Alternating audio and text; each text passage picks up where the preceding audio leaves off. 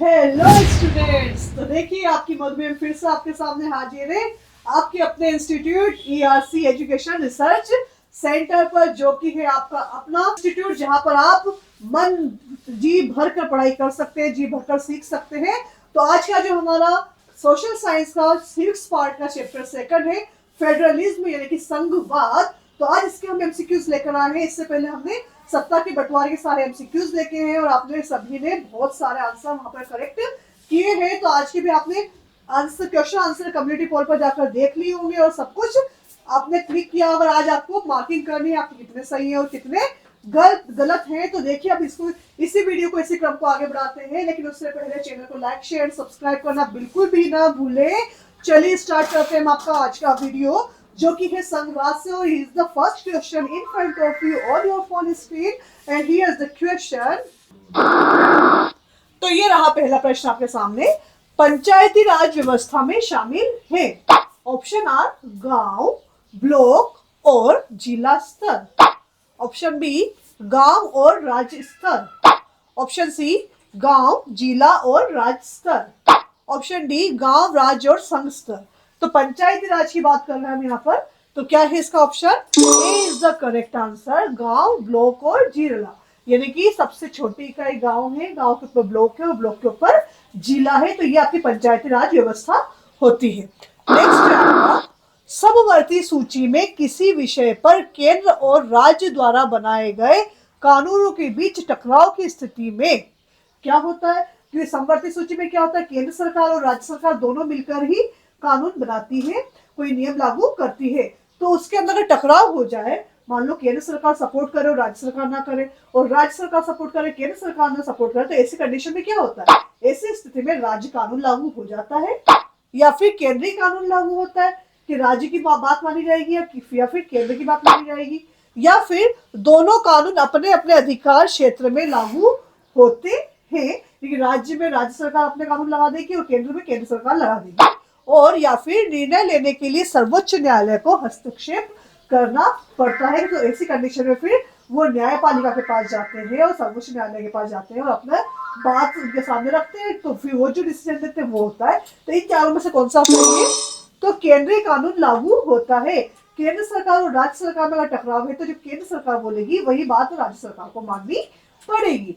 तो next question है, निम्नलिखित में से कौन सा विषय राज्य सूची में शामिल नहीं है? कुछ विषय राज्य सूची के हैं, कुछ केंद्र सूची के और कुछ समवर्ती सूची के, नहीं दोनों के मिले जुले हैं। तो इसमें से कौन सा ऐसा विषय है जो राज्य सूची में उसका हस्तक्षेप नहीं किया जाता, कि राज्य उसके कानून नहीं बनाती? तो ऑप्शन ए है कानून और व्यवस्था, ऑप्शन बी है राष्ट्रीय रक्षा, ऑप्शन सी है शिक्षा और ऑप्शन डी है कृषि। तो ऑप्शन बी राष्ट्रीय रक्षा, जो कि राज्य सूची में नहीं आता है, ये केंद्र के हक में होता है। नेक्स्ट है आपका, भारत की संघीय व्यवस्था में राज्य सरकारों को उन सभी विषयों पर कानून बनाने का अधिकार है जो निम्नलिखित में शामिल है। जो संघीय व्यवस्था है उसके अंदर राज्य सरकार को किन विषयों पर कानून बनाने का अधिकार है? जो कि उसका ऑप्शन है संघ सूची, राज्य सूची, समवर्ती सूची और ऑप्शन डी अवशिष्ट सूचियां। तो ऑप्शन बी राज्य सूची, ठीक है, इसके अंदर कानून बनाने का अधिकार जो है राज्य सरकारों को राज्य सूची के अंदर शामिल है। नेक्स्ट है, भारत के संविधान ने केंद्र और राज्यों के बीच शक्तियों को 3 सूचियों में विभाजित किया है। केंद्र और राज्यों के बीच शक्तियों को 2 सूचियों में विभाजित किया है, और या राज्यों की शक्तियों को सूचीबद्ध किया और अपरिभाषित शक्तियों को राज्य के पास छोड़ दिया, या फिर राज्य की शक्तियों को निर्दिष्ट किया और अवशिष्ट शक्तियों को केंद्र के पास छोड़ दिया। तो option A is the correct, कि केंद्र और राज्यों के बीच शक्तियों को 3 सूची में शामिल किया है। कौन कौन सी? केंद्र सूची, राज्य सूची और समवर्ती सूची। नेक्स्ट है आपका, निम्नलिखित में से किस सरकार में 2 या अधिक स्तर है?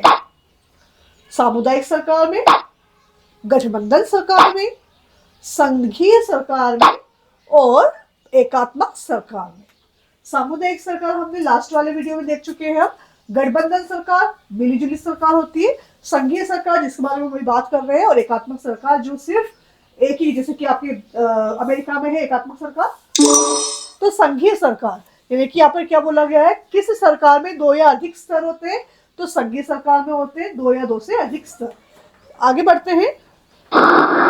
निम्नलिखित में से कौन सा देश एक साथ आने वाले संघ का उदाहरण है, यानी कि एक साथ आने वाले संघ का उदाहरण है, कौन सा देश है, यूएसए, भारत, स्पेन और बेल्जियम। तो USA is the correct answer कि एक साथ आने वाला संघ। United state of America, United word है जिससे समझ में आ गया ना, यूनाइटेड मतलब संघ होना। नेक्स्ट है, भारत में अपनाई गई भाषा नीति पर 3 प्रतिक्रियाएं यहाँ पर दी गई है। भारत के मामले में निम्नलिखित में से कौन सा सही है, ठीक, 3 प्रतिक्रियाएं हैं और तीनों में से कौन सा सही है ये आपको बताना है किसी भाषा की नीति के आधार पर। पहली है, समायोजन की नीति ने राष्ट्रीय एकता को मजबूत किया है। भाषा आधारित राज्यों ने सभी को अपनी भाषा के प्रति जागरूक करके हमें विभाजित किया है। तीसरा है, भाषा नीति ने अन्य सभी भाषाओं पर अंग्रेजी के प्रभुत्व को मजबूत करने में ही मदद की है और राज्यों की शक्तियों का निर्दिष्ट किया और अवशिष्ट शक्तियों को केंद्र के पास छोड़ दिया। Option A is the correct कि समायोजन की नीति ने राष्ट्रीय एकता को मजबूत किया। समायोजन मतलब कि एडजस्टमेंट ने क्या किया है, राष्ट्रीय एकता को मजबूत किया है। यहाँ पर अलग अलग भाषा के लोग हैं लेकिन मातृभाषा हिंदी है और वहां पर सब एक साथ रहते हैं, तो यहाँ पर क्या है, राष्ट्रीय एकता को मजबूती मिली है कि अलग भाषा के लोग भी एक साथ यहाँ पर रहते हैं। नेक्स्ट क्वेश्चन है आपका, भारत में संघवाद के अभ्यास पर निम्नलिखित कथनों पर विचार करें। 1992 के बाद विकेंद्रीकरण के लिए सही कौन से कथन सही है उनकी पहचान करें। 1992 के विकेंद्रीकरण के बाद आपको देखना है कौन सा कथन यहाँ पर सही है। स्थानीय सरकारों के पास अपनी कोई शक्ति या संसाधन नहीं थे। स्थानीय सरकारी निकायों के लिए नियमित चुनाव कराना संवैधानिक रूप से अनिवार्य हो गया।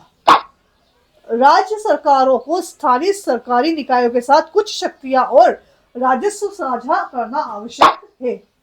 ऑप्शन डी, अनुसूचित जातियों, अनुसूचित जनजातियों और अन्य पिछड़े वर्गों के लिए निर्वाचित निकायों में कोई सीट आरक्षित नहीं है। यदि आपको लगता है कि बी और सी सही है तो आपका ऑप्शन ए आपका सही है। यदि आपको लगता है ए और सी सही है तो ऑप्शन बी सही है। यदि आपको लगता है ए और डी सही है तो ऑप्शन सी इज करेक्ट, और अगर लगता है बी और डी सही तो ऑप्शन डी इज करेक्ट। तो देखिए आपने क्या क्लिक किया, तो ऑप्शन ए, बी और सी, बी और सी दोनों सही है। स्थानीय सरकारी निकायों के लिए नियमित चुनाव कराना संवैधानिक रूप से अनिवार्य हो गया और राज्य सरकार को स्थानीय सरकारी निकायों के साथ कुछ शक्तियां और राजस्व साझा करना आवश्यक हो गया। तो ये आपके एकदम करेक्ट है। नेक्स्ट 1992 के विकेंद्रीकरण के बाद, ठीक है। नेक्स्ट है आपका, एक साथ मिलकर काम करने वाले संघ में उपर्युक्त कथनों में से कौन सा सही है। And these are the option. एक बड़ा देश अपनी शक्ति को घटक राज्यों और राष्ट्रीय सरकारों के बीच विभाजित करता है, यानी कि एक जो बड़ा देश होता है वो अपनी शक्तियों को राज्य और राष्ट्रीय शक्तियों के बीच विभाजित कर देता है। ऑप्शन बी, केंद्र सरकार राज्यों की तुलना में अधिक शक्तिशाली होती है। ऑप्शन सी, सभी घटक राज्यों के पास आमतौर पर समान शक्तियां होती हैं। और ऑप्शन डी, घटक राज्यों के पास असमान शक्तियां होती है। तो यहाँ पर देखिए आप ए, बी, सी और डी चारों सही है तो आपका ऑप्शन ए करेक्ट है। यदि आपको लगता है ए और डी सही है तो बी ऑप्शन आपका सही है। यदि आपको लगता है बी और सी तो आपका ऑप्शन सी सही है।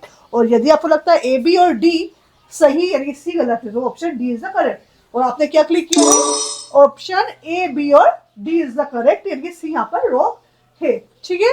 नेक्स्ट क्वेश्चन है आपका, निम्नलिखित में से कौन सा एक साथ मिलकर काम करने वाले संघ के उदाहरण है।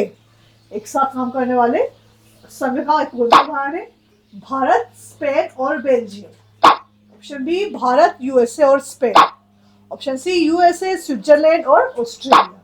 ऑप्शन डी, बेल्जियम और श्रीलंका। यानी कि एक साथ मिलकर काम करने वाला संघ कौन सा है, यूएसए जो भी पहले पढ़ चुके हैं, स्विट्जरलैंड और ऑस्ट्रेलिया। नेक्स्ट है आपका, संघ सूची में निम्नलिखित विषय शामिल है। कौन कौन से विषय शामिल है? ऑप्शन ए शिक्षा, वन ट्रेड यूनियन, विवाह, गोद लेना और उत्तराधिकारी, नागरिक शास्त्र, संवाद। ऑप्शन ए है शिक्षा, वन ट्रेड यूनियन, विवाह, गोद लेना और उत्तराधिकारी। नेक्स्ट है पुलिस, व्यापार, वाणिज्य, कृषि और सिंचाई। सी है कंप्यूटर सॉफ्टवेयर जैसे अविशिष्ट विषय। और डी है रक्षा, विदेशी मामले, बैंकिंग, मुद्रा और संचार। तो इस संघ सूची में नहीं, केंद्र सूची की, केंद्र सरकार के पास में कौन से विषय शामिल है इसमें से? ऑप्शन डी, जैसे कि हमने पढ़ा था राज्य सूची के बारे में पढ़ा था कि रक्षा उसका मैटर बिल्कुल भी नहीं है, वहां पर वो हस्तक्षेप नहीं कर सकता। तो ऑप्शन इसको देखकर समझ में आ गया होगा आपको, रक्षा, विदेशी मामले और बैंकिंग, मुद्रा, संचार, ये काम राज्य सूची में नहीं आते, संघ सूची के अंदर आते हैं। नेक्स्ट है पंचायती राज की प्रणाली में शामिल है। क्या शामिल है पंचायती राज प्रणाली में? गांव, राज्य और संघ स्तर, गांव, जिला और राज्य स्तर, गांव और राज्य स्तर, और गांव, ब्लॉक और जिला स्तर। ये क्वेश्चन रिपीट हुआ है ना, पहले आप पढ़ चुके, थोड़ा सा अलग तरीके से आया है। देखिए आप, option D is the correct, गांव, ब्लॉक और जिला स्तर। तो प्यारे बच्चों, आपने आज का ये सेशन संघवाद, फेडरलिज्म मेरे साथ पूरा किया है और सारे के सारे क्वेश्चंस के आंसर आपने मैच किए और ज्यादा से ज्यादा सही हुए होंगे आपके, होने भी चाहिए क्योंकि आपने पूरे साल पढ़ाई जो की है। तो मिलते हैं नेक्स्ट वीडियो में नेक्स्ट लेसन के साथ। तब तक के लिए आपको तैयारी करते रहना है, पढ़ते रहना है, मन लगाकर अच्छे से अच्छे नंबर लेकर आने हैं। तो मिलते हैं नेक्स्ट वीडियो में नेक्स्ट चैप्टर के साथ में। तब तक के लिए ध्यान रखिए, पढ़ते रहिए, कीप लर्निंग, कीप प्रैक्टिसिंग।